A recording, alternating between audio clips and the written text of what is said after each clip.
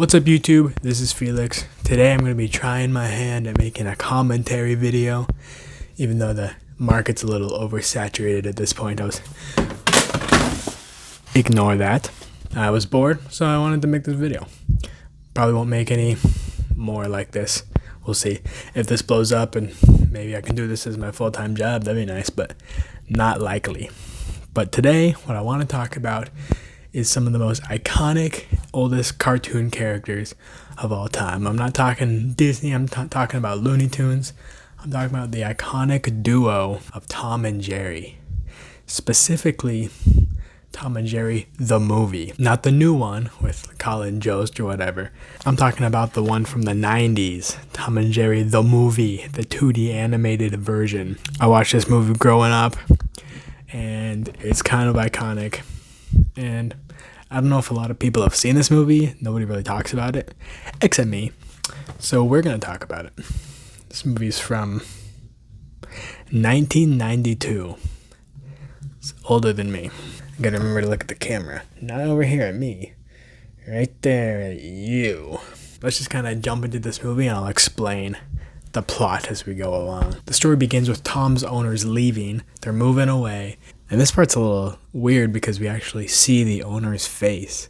Usually, if I remember from like the cartoons, you only see the owner like waist down. So we actually finally get a reveal of what she looks like. And why would they hide it from us? Tom's excited to go, he's hyped, he's ready, he's got his pillow, he's in the truck, he's ready to go. But Jerry wants to come too. And Tom is having none of that. He's saying, I'm leaving, you're staying, you're the next owner's problem. He puts Jerry back in the house in his little apartment that he built for himself, and he boards up the hole so Jerry can't escape.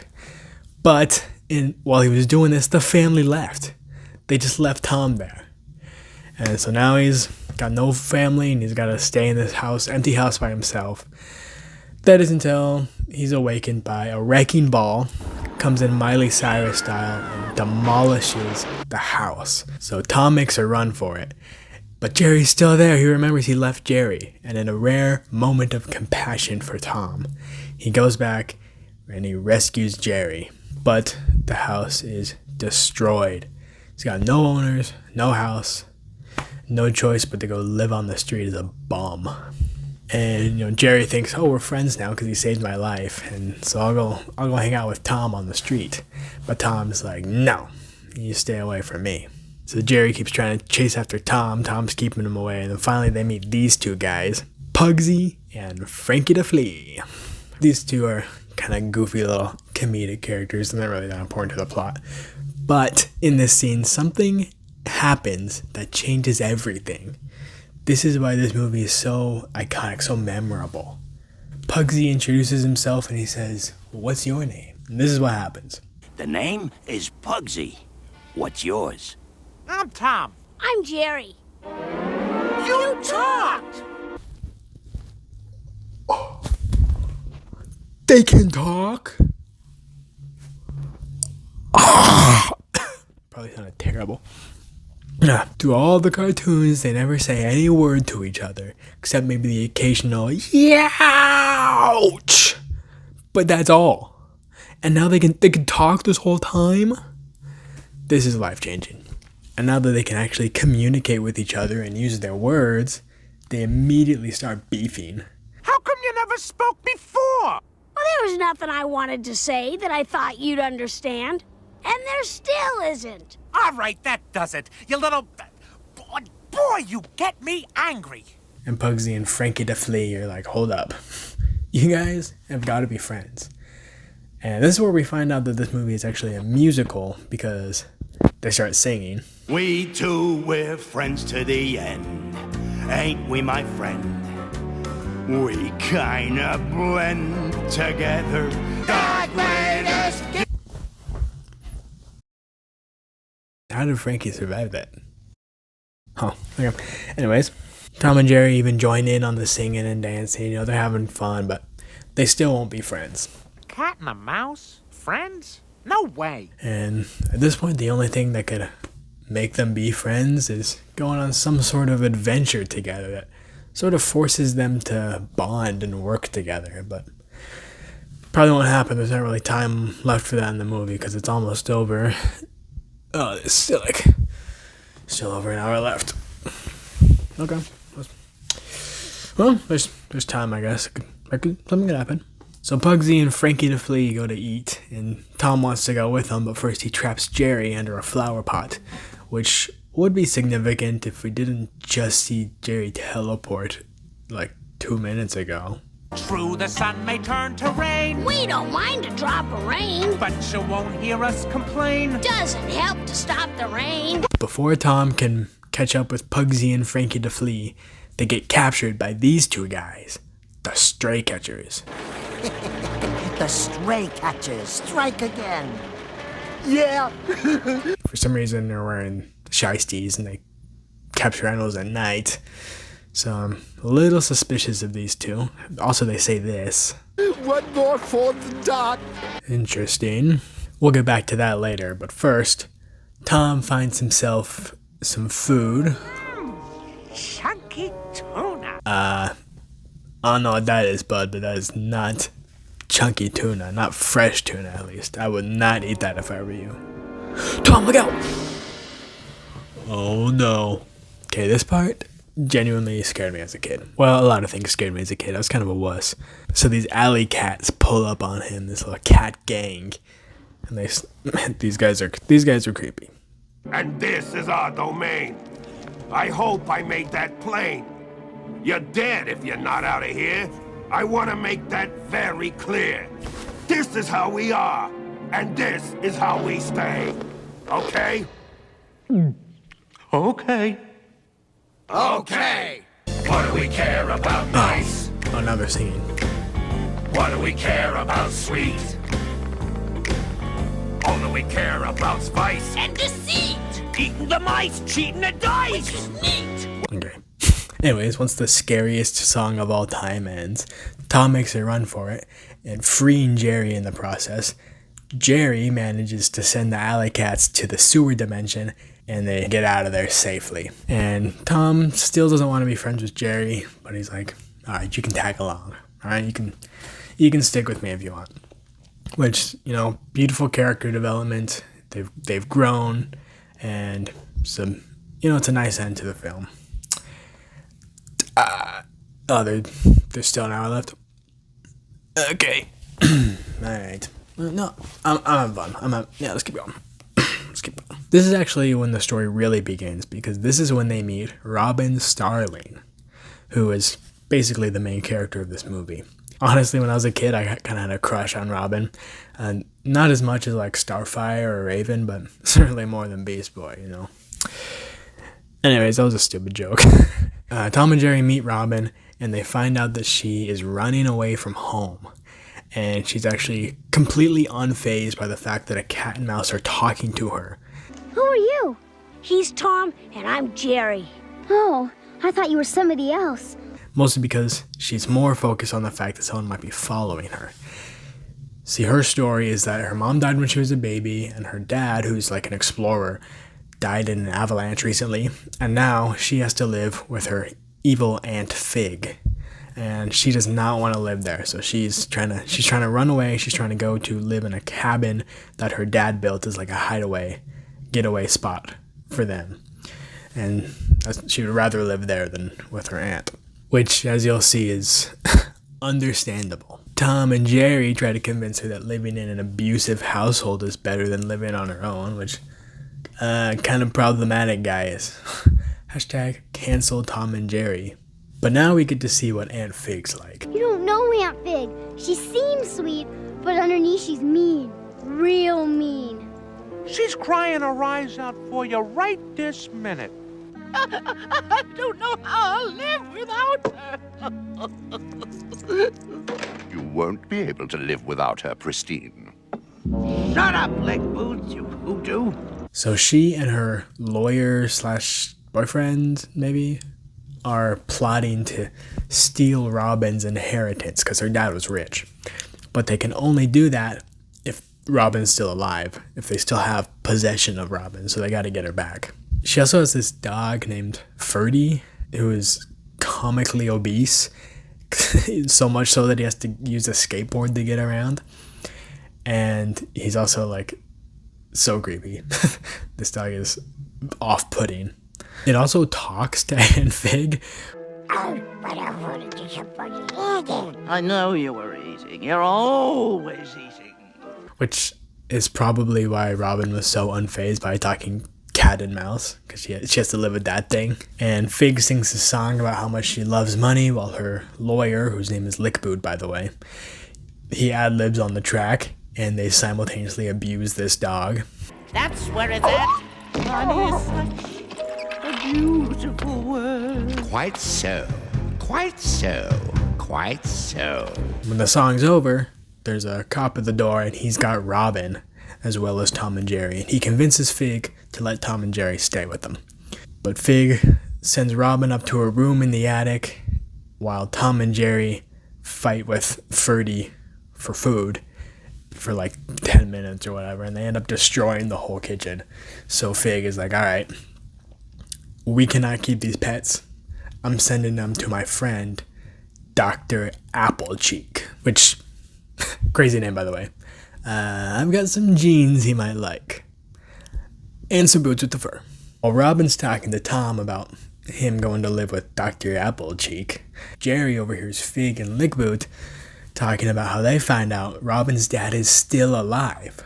Daddy Starling is still alive.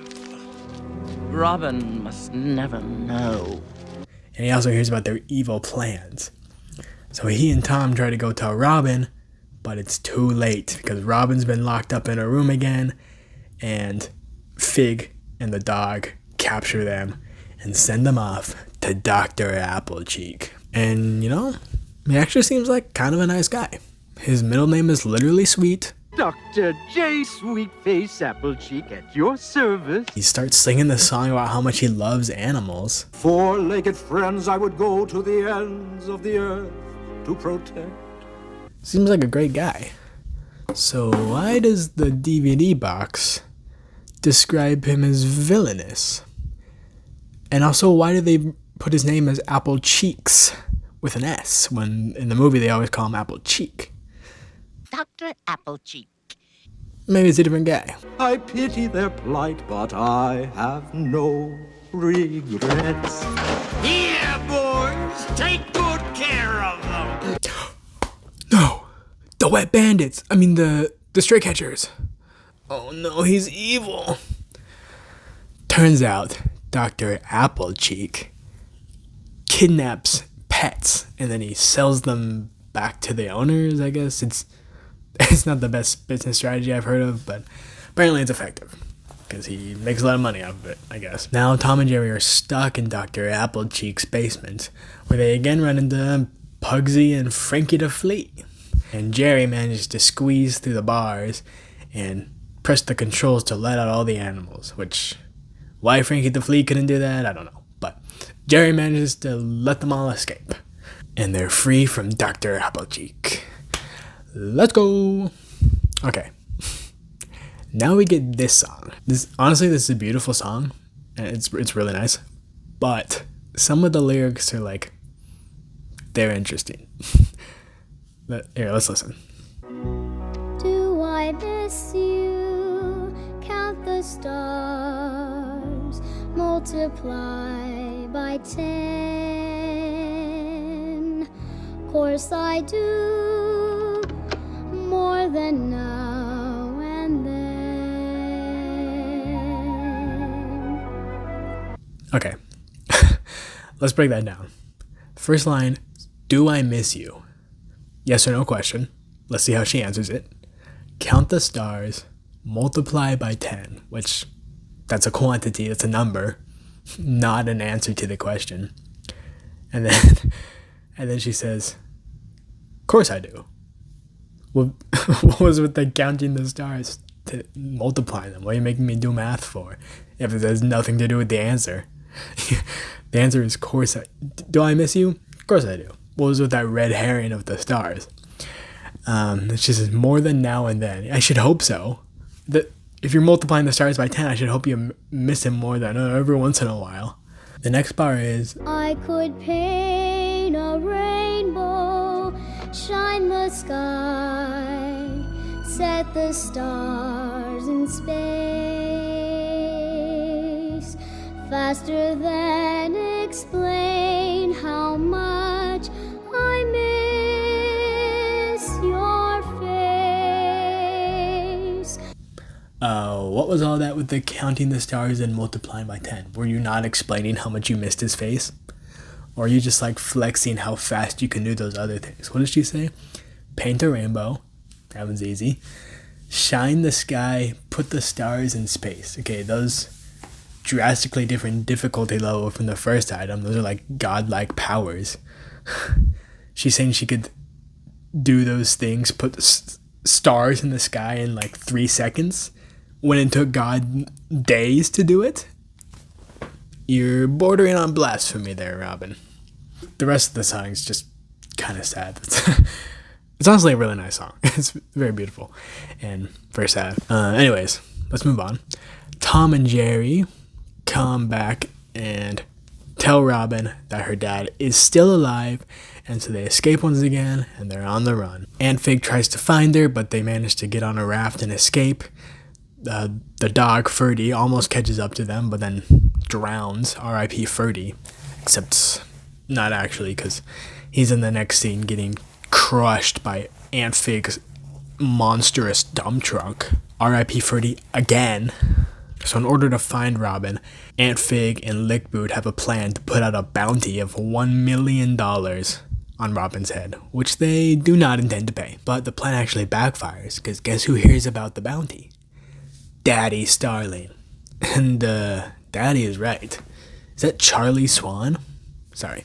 Anyways, Daddy is on his way to save his little Robin. Robin, meanwhile, got separated from Tom and Jerry when their raft broke, and she gets picked up by this guy who owns like a carnival, and he dresses up as a ship captain, and he's got like a parrot puppet. His name's Captain Kitty. I don't know what the parrot's name is, Polly or something. I have no idea. I definitely don't trust this guy. And even if he's not evil, something is wrong with this guy. You are the lucky guest of Captain Kitty, king of the county fair, pirate of pleasure, and... Oh yes, and my first mate, Squawk. Okay, he just called himself the Pirate of Pleasure. I don't know if I like that. Okay, also this puppet can eat. Tibet. Tibet? I know it well, just outside of Cleveland.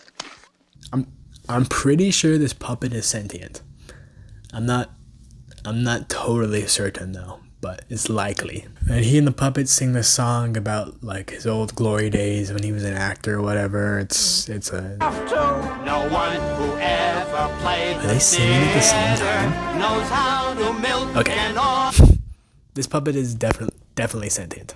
My suspicions are even further confirmed when the puppet sees Robin's face on the milk carton. He sees the bounty, and he tries to tell the captain about it, who hasn't seen it. And, like, who is this for?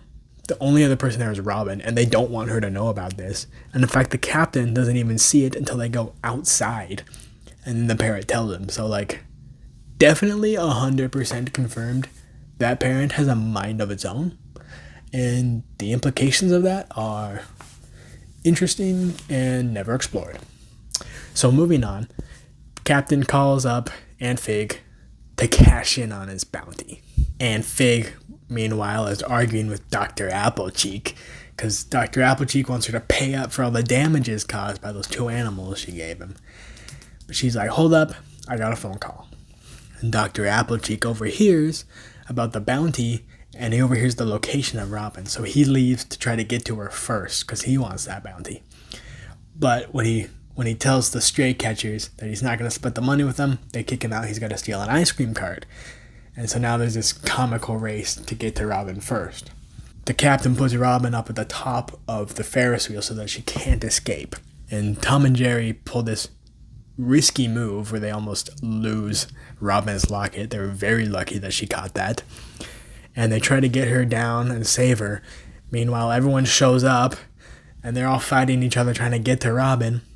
Luckily, Robin, Tom, and Jerry get on a steamboat, and they get away. Also, in this part, they put wood into the furnace to make the boat go faster, and I was like, burning wood does not create steam. I don't know how steamboats work. So I looked it up, and apparently you burn the wood, the fire fueled by the wood heats up the water, which creates steam. So, the more you know. Anyways, comedy ensues in this chase scene while all these different parties are trying to chase after Robin. But she manages to escape from all of them except Fig and Lickboot, who meet her at the cabin that her dad built as their like sanctuary. But they accidentally burn the cabin down, and Robin refuses to go with them, so she's stuck there in the cabin that's burning down. And she dies. In a movie. Just kidding, obviously. Tom and Jerry are there to save her, and they get her up onto the roof.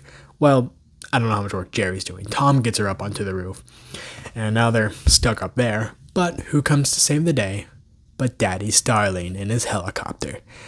But he wasn't fast enough to get Tom and Jerry. The house crumbles. Tom and Jerry are dead. And this time I'm not kidding. I'm joking. They survive. Obviously, if you thought that they died, you're an idiot.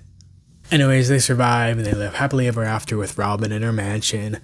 Except Tom's got this whole mentality of only I can be happy, not you. And so he sets up a little trap to get Jerry. Except there's no bait in the trap, so I'm not sure how he thought that would work.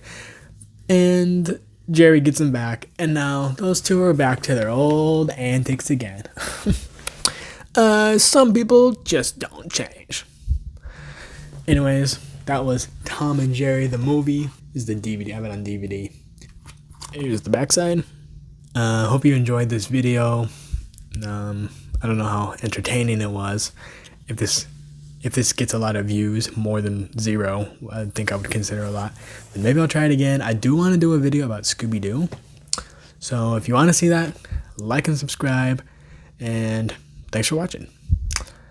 I don't know how to end this video.